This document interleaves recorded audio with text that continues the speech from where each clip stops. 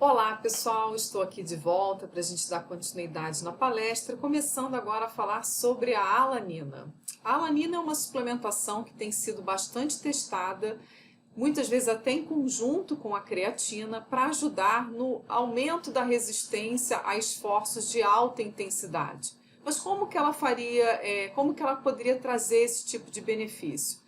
A alanina é um aminoácido que dentro do nosso organismo desempenha alguns papéis fisiológicos interessantes, como por exemplo, ela serve como precursora da carnosina. E a carnosina tem como uma de suas principais funções a de ajudar no tamponamento de íons H+, e ajudando, portanto, na redução na verdade, redução, né, no aumento do pH, na redução da acidez muscular, o que seria bastante interessante para retardo da fadiga. Nós sabemos que a fadiga tem uma etiologia multifatorial, a gente não pode atribuir a fadiga somente a uma acidificação do pH muscular, mas evidentemente que essa acidificação traz uma série de prejuízos à bioenergética. Nós temos, por exemplo, algumas enzimas que começam a não mais gerar energia de uma forma... começam a ser desativadas. Então, a gente tem prejuízo na função da fosfofrutoquinase, da hexoquinase. Então, um pH mais ácido no músculo é um dos fatores que levam à fadiga. E curiosamente, né, por ser uma condição muito associada a um esforço mais intenso, particularmente a carnosina, ela acaba se concentrando mais nas fibras musculares tipo 2, aquelas mesmas fibras de contração rápida, que seriam as fibras nas quais a gente concentra também uma maior quantidade de creatina. Por isso que eu não tenho muito tempo, eu tive que tornar essa apresentação mais prática, mais didática, mas muito por conta dessa sintonia, né, em termos de funcionalidade, muitas pessoas usam a creatina para aumento da força, associada à betalanina para retardo da fadiga em esforço intenso, tá? Antes da gente avançar, né, existe uma vasta literatura apoiando o uso da betalanina como suplementação. Sempre que eu falo sobre tamponamento, né, dessa acidificação, retardo da fadiga, né, a gente sempre pensa naquelas pessoas que vão ter uma ação ergogênica, vão perceber o benefício e muitas vezes podem estar até extrapolando as cargas de trabalho, induzindo a lesão. Sei que isso pode parecer um papo exagerado, né, extremado, né, excesso de precaução, mas eu acho que é alguma coisa que o nutricionista pode ficar ali atento, principalmente olhando para toda a bioquímica, para o estado nutricional desse indivíduo. E a gente vai falar mais adiante que, infelizmente, a betalanina também gera algumas adversidades não graves, mas que acabam incomodando um pouquinho e algumas pessoas acabam optando por não utilizá-la. Sua comercialização no Brasil ela ainda não é tão fácil quanto o acesso à creatina, por exemplo. Isso também acaba, de alguma forma, fazendo com que a betalanina não seja uma suplementação ainda tão popular, tá? Em 2015, a Sociedade Internacional de Nutrição Esportiva ela publicou um resumo bastante interessante sobre a betalanina. Nós vamos utilizar essa referência para tornar a aula bem prática. A gente vai falar sobre o posicionamento do Comitê Olímpico Internacional e também, de novo, citar mais uma referência publicada na Journal of the International Society of Sports Nutrition, que também foi publicada pela Sociedade Internacional de Nutrição Esportiva. Aqui, na referência que eu já citei anteriormente, que não trata apenas da betalanina ou da creatina, que faz aquele grande compilado de achados, de informações bem objetivas sobre diversos suplementos. A betalanina induz aumento da carnosina? A gente falou sobre um efeito fisiológico. E nem sempre, pessoal, quando a gente usa um suplemento tentando aumentar a ação fisiológica, a gente consegue isso. Existem alguns suplementos, por exemplo, que têm uma função fisiológica muito importante, algumas substâncias que têm uma função fisiológica muito importante, como é o caso da L-carnitina, ela vai auxiliar no transporte de ácidos graxos de cadeia longa para o interior da mitocôndria, visto que essa membrana ela é impermeável à passagem dessas moléculas maiores. A L-carnitina ajuda nesse processo, só que quando a gente faz uso da suplementação, diversos estudos têm mostrado que você não potencializa o que já é fisiológico, já é suficiente, já é satisfatório. Então vamos ver se com a betalanina vai ser a mesma coisa, tá? Que a indústria vive muito disso, de pegar uma coisa que acontece dentro de nós, né, um lado positivo de algum nutriente, e aí ela vende aquilo como um suplemento, dando a mensagem para a gente que quando eu tomar eu vou potencializar aquela resposta. E de acordo com as 3 referências que eu falei para vocês que eu usaria como base, sim, a alanina ela ajuda numa maior concentração, numa síntese de carnosina, e portanto a gente já começa a imaginar ali que o desfecho final esperado, né, que seria o tamponamento no pH mais ácido, seria consequentemente observado. A suplementação contribui para a melhora do desempenho físico, porque assim, são sequências, né? Se eu aumento a produção de carnosina, tudo leva a crer que eu vou ter o resultado final, que é o retardo da fadiga, melhora da performance em exercícios de alta intensidade. Mas será que isso acontece? Vamos à literatura.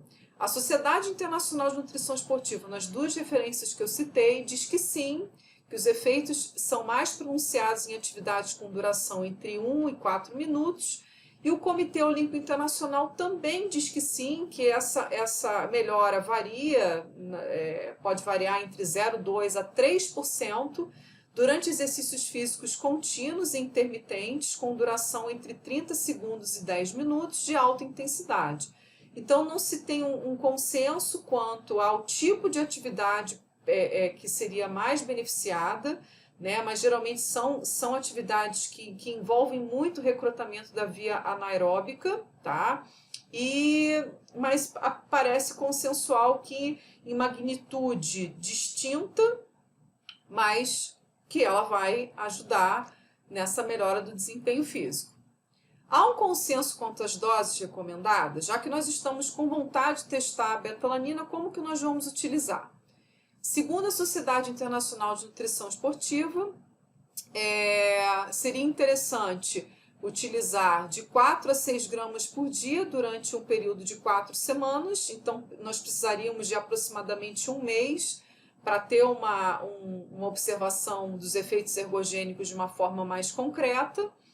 O Comitê Olímpico Internacional diz que as doses recomendadas ficariam em torno de 65 miligramas por quilo de peso, devendo essas doses deveriam ser fracionadas em não mais do que 1,6 gramas a cada 3, 4 horas. A gente observa que é bem comum isso, né, essa sugestão do fracionamento, tá? Mas apesar da Sociedade Internacional de Nutrição Esportiva não ter destacado isso, acho que vale a pena informar que é bastante usual esse fracionamento da betalanina, tá? Em doses menores, principalmente para evitar o principal efeito adverso, que eu já vou citar qual seria. Só que o Comitê Olímpico Internacional já dá aquela desanimada, dizendo que a gente precisaria, para uma resposta ergogênica efetiva, aguardar 12 semanas. A Sociedade Internacional de Nutrição Esportiva, naquele grande resumo, diz que 6 gramas fracionados durante 28 dias seria uma dose recomendada. Então, mais ou menos replicando a referência de 2015, mas aí no caso aqui destacando a importância do fracionamento, sem entrar em tantos detalhes em relação a como fracionar. Então, a gente fica mais ou menos ali mesmo, entre 4 e 6 gramas, tentando fracionar em doses de até 0,8 a 1,6 gramas. Eu julgo ser mais fácil alcançar isso por meio de cápsulas, né? A versão PO limita muito para a gente conseguir medir um fracionamento tão pequenininho e requer a disciplina de uso diário em várias vezes ao dia. Isso também já é um fator que acaba desanimando um pouco as pessoas, tá?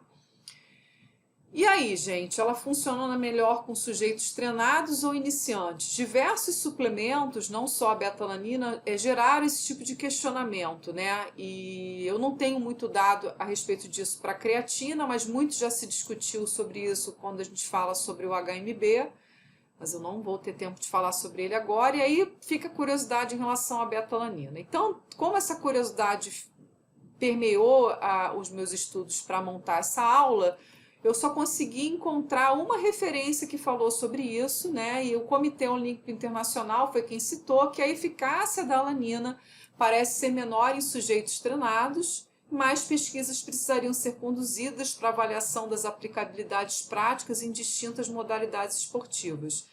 Isso então dá uma desanimada, porque teoricamente o sujeito treinado é aquele que pega mais pesado e para quem eu tenho mais interesse em prescrever alguma coisa para retardo da fadiga. E parece então que ela não seria tão efetiva. Eu acho que, pelo menos pelo que eu já andei estudando, que aqui eu estou fazendo um grande resumo, eu acho que essa informação ainda não é totalmente consensual, ainda vale a pena a gente testar, seja para o treinado, seja para o destreinado, mas se vocês começarem a observar recorrentemente que sujeitos treinados que vocês acompanham respondem menos, talvez essa possa ser uma explicação, tá? Ela poderia causar efeitos adversos? Num primeiro momento, segundo a Sociedade Internacional de Nutrição Esportiva, o único efeito colateral relatado é a parestesia, que é o formigamento, mas estudos indicam que esse efeito pode ser atenuado dividido em doses menores. Então, o que eu falei antes, mas agora eu estou dizendo qual é o efeito adverso. E também uma outra alternativa para a redução do efeito adverso seria utilizar não só o fracionamento, mas uma fórmula de liberação gradual. Eu já tentei descobrir aqui no Brasil alguma opção de produto com essa característica, e eu não encontrei. Até se vocês souberem, né, se já existe a possibilidade de aquisição ou mesmo de manipulação, vocês depois me contem mandando mensagem privada, mas eu realmente desconheço, então a gente precisa ainda contar com fracionamento. Esse formigamento é muito frequente, há pessoas que se incomodam de tal maneira que interrompem o uso, tem pessoas que não vivenciam, tem pessoas que comentam que passados uns poucos dias já não sentem mais. Então vale a pena vocês testarem com os clientes de vocês e observarem respostas individualmente, tá? E o Comitê Olímpico Internacional diz que possíveis erupções cutâneas e parestesia transitória seriam os efeitos adversos da alanina, tá? Bom, gente, como eu falei para vocês, eu ia ser bem objetiva nessa parte, né? Então agora a gente vai falar do bicarbonato. Tá? O bicarbonato é um recurso ergogênico bastante conhecido, tá? E não é novo, apesar de algumas pessoas estarem falando de bicarbonato somente agora, é uma suplementação já bastante antiga, tá? Mas que por algum motivo, eu acho que por as pessoas terem começado a fazer atividades mais intensas, né? O exercício físico intenso tem ganhado cada vez mais força, as pessoas começaram a buscar então fórmulas, né, para tentar minimizar esse cansaço, e aí começou-se a buscar essas alternativas. Uma delas eu acabei de falar, que seria a betalanina, e agora a gente está também pensando na suplementação do bicarbonato. O bicarbonato nada mais é do que aquele pozinho mesmo que a gente encontra em qualquer supermercado.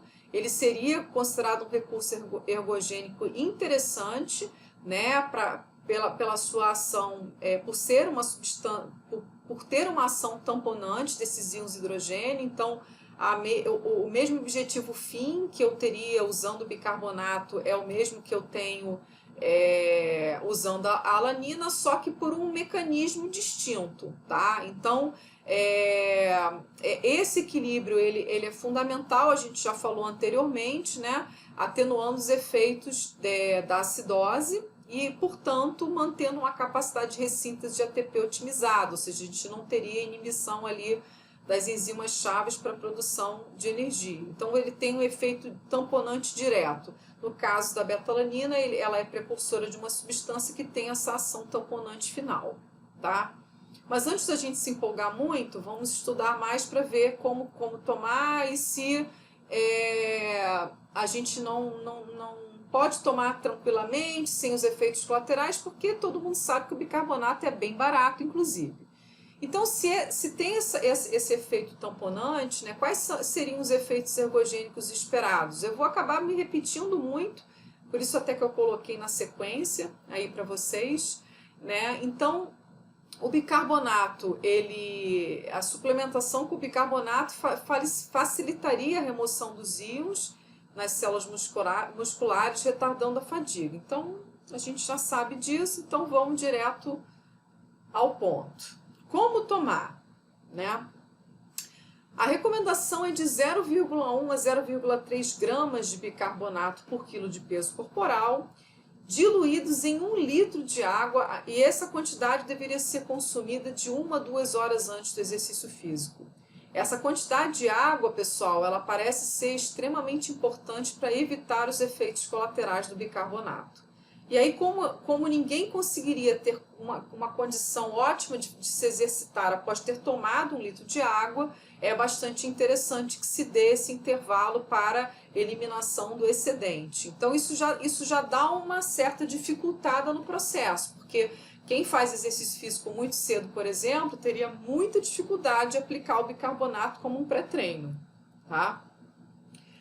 Geralmente ele é apresentado na forma pó ou cápsulas, e como efeitos adversos nós temos diarreias, náuseas, vômitos e sintomas gastrointestinais. Então, realmente, a gente tem toda uma sintomatologia extremamente deletéria e que vai fazer com que muitas pessoas precisem ter muita cautela antes de sair sugerindo e aplicando, né, o bicarbonato, sem dividir com o cliente todas essas possíveis sintomatologias, né? Claro que a gente ouve nos bastidores que muitas pessoas não cursam com sintomas tão agudos, há profissionais já adaptando, usando bem menos do que essa quantidade que eu recomendei aqui, calculada por quilo de peso, e já tendo resultado positivo. Eu acho que a gente tem sempre que ter a ciência, claro, como norte, a gente pode ir adaptando na nossa prática. Como eu tenho, apesar de trabalhar com atletas, trabalhar com pessoas que trabalham em alta intensidade, eu sempre tento trazer para elas uma reflexão sobre o que pode acontecer de efeito colateral.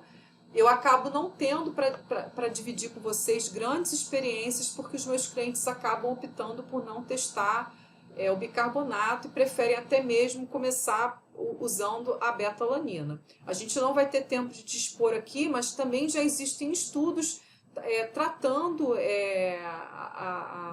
abordando eventuais sinergismos do bicarbonato com a betalanina, né? Porque no primeiro momento são dois suplementos que vão ter um objetivo fim bastante semelhante, e aí fica para vocês como sugestão de leitura complementar. O que diz a ciência? Eu vou tentar ser muito objetiva, tá? E aí vocês vão procurar depois outras leituras para poder somar no conhecimento. Nessa revisão, né, isso aqui acho que é um artigo de revisão, foi publicado em 2016, se eu não estou enganada. Eu já vou bem direto para vocês, né, que eles falam sobre descobertas recentes sobre o uso do bicarbonato com auxílio ergogênico. Eles dizem que as publicações até então têm demonstrado uma melhora na performance, particularmente em exercícios de alta intensidade, como pode ser observado em um único exercício supramáximo, exercícios de alta intensidade intervalados ou em esportes baseados em habilidades. Porém, esses benefícios parecem estar presentes apenas em indivíduos treinados. Então, olha que coisa curiosa, né? Ao contrário do que a gente acabou de falar a respeito da betalanina, o bicarbonato parece ser um suplemento que vem a funcionar melhor em indivíduos treinados, e não podemos deixar de levar em consideração as variações intra-individuais em resposta à ingestão do bicarbonato. Outra coisa que eu chamo a atenção de vocês antes de avançar é que às vezes a gente vai direto nos resultados de um trabalho e a gente não para prestar atenção dentro daquela amostra inicial de sujeitos, quantas pessoas chegaram ao final e puderam falar, olha, realmente para mim essa suplementação foi positiva. É interessante observar todo o artigo e olhar nas entrelinhas, né, da descrição, Muitas vezes eles fazem uma exposição esquemática, né, do número de sujeitos que iniciaram e terminaram, e muitas vezes descrevem os motivos pelos quais as pessoas não conseguiram concluir o estudo. Em relação ao bicarbonato, como vocês vão ver, há muitas pessoas que abandonam a pesquisa por se sentirem mal, e aquelas que conseguem terminar, aqui o resultado delas é que vai para a análise, né, do inicial versus final. Então, eu particularmente preciso explicar isso para vocês, porque há muitos detalhes dessas publicações que têm que ser considerados. Muitas vezes os modelos experimentais não mimetizam nossa prática profissional, ou os trabalhos só são aplicáveis para atletas de alta performance. Muitas vezes no nosso consultório a gente atende mais o sujeito na academia, que está lá praticando o crossfit dele, que não quer dizer que não tenha seriedade, não seja competidor também do esporte. Mas, enfim, é só para a gente tentar sempre ter esse senso crítico de avaliação, de interpretação mais criteriosa, antes da gente começar a falar sobre determinado tema, né? Bom, nessa outra revisão aqui, eles fizeram a apresentação de duas tabelas que eu achei bem legal, que eles falam fazem um resumo de estudos, né, que aplicaram 0,3 gramas de bicarbonato por quilo de peso em testes que duraram aproximadamente até 7 minutos. E nessa coluna eles colocam um percentual de incremento de melhora da performance. A gente pode observar que, apesar de haver uma discrepância e de muitas vezes essa melhora ser mínima, a melhora se mostra presente em todas as publicações, tá? Aí a gente tem que entrar aqui em cada artigo desses para olhar o nível de significância, se houve ou não, mas a gente já sabe que na nossa prática, se uma pessoa tem 2% de melhora, isso pode ser suficiente para ela ganhar do seu oponente, mesmo que isso não seja estatisticamente significativo. Tá? Nessa outra tabela que eles também colocam na mesma revisão, eles falam sobre, de novo, os efeitos da suplementação com 0,3 gramas de bicarbonato por quilo de peso, e a gente vê que aqui nesse caso eles foram avaliar os efeitos sobre o recrutamento muscular, tanto de membros superiores quanto de membros inferiores, como também do corpo todo, tá? Que eles chamaram aqui de whole body, e a gente observou melhora de incremento de performance em quase todos os contextos, mas nesse caso em particular, no exercício físico com mais repetições, no exercício físico que é intenso, mas que envolve a execução do movimento por um pouco mais de tempo. As cargas também variaram muito, difícil comparar esses estudos, mas nem sempre o resultado do bicarbonato apareceu. Eu tentei, inclusive, dar uma olhada aqui rápida, se por acaso se existia uma relação entre trabalhar o corpo todo, ou só braço, ou só perna, mas realmente isso não ficou evidente na tabela. Mas, de qualquer forma, a gente tem 1, 2, 3, 4... artigos falando sobre incremento, né, de performance, apenas 3 dizendo que não. E para finalizar aqui o assunto, né, do bicarbonato, a gente vai falar sobre esse artigo aqui, que foi publicado em 2017. Eles estudaram 18 corredores, suplementaram com 0,3 gramas de bicarbonato por quilo de peso ou placebo, diluíram essas quantidades em 700 ml de água. Isso até me instigou ainda mais a trazer o artigo, porque aqui no caso eles não diluíram em 1 litro de água, que seria o protocolo mais clássico.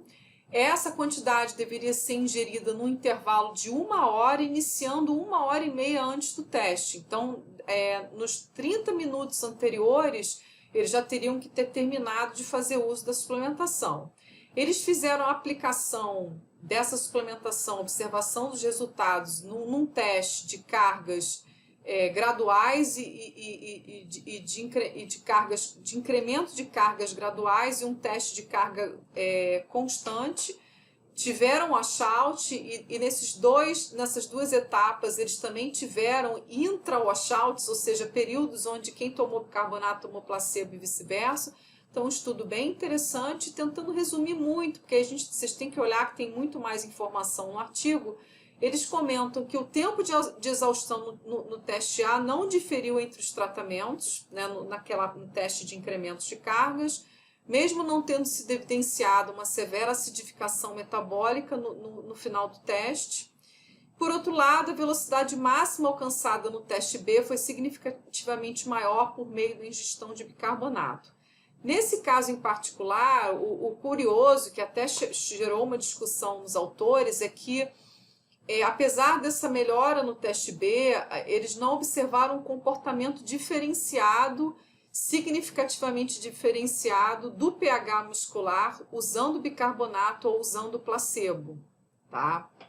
Então, a gente até vê que tem uma diferença, mas mesmo com placebo ele fica ali, ó, muito próximo de um pH normal, tá? Então, isso foi, vamos dizer assim, uma zebra, né? Eles chegaram, inclusive, a concluir que a acidificação metabólica como um dos fatores dominantes para a gente poder usar como causa da fadiga, né, com esse apelo, deveria ser, inclusive, reconsiderado. Desta forma, a relação entre o valor do pH e a fadiga muscular ainda seria uma questão de debate. E, por fim, mostrar para vocês que, em muitos casos, né, a administração do bicarbonato antes do exercício foi acompanhada de efeitos colaterais. Eu me antecipei em explicar para vocês, porque eu já sabia que isso ia acontecer aqui, que ia aparecer nesse artigo. Então, olha lá, dos 15 sujeitos sofreram efeitos colaterais no decorrer do estudo e 7 deles relataram as respectivas queixas como motivo da cessação do exercício, tá?